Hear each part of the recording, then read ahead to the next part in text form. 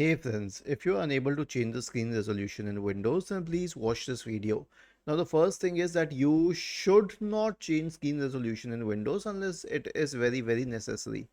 To change it, you will have to right click on the start button, select settings, go to system, go to display, and then you can change the resolution from here.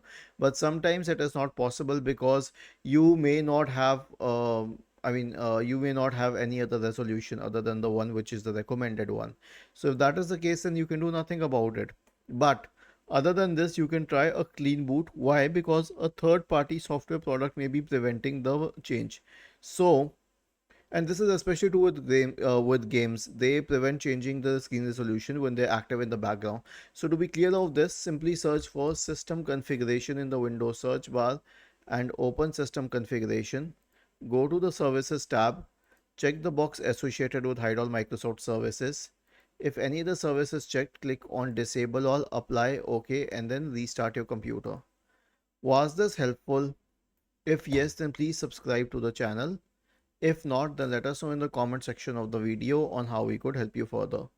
Thank you for watching this video and have a nice day.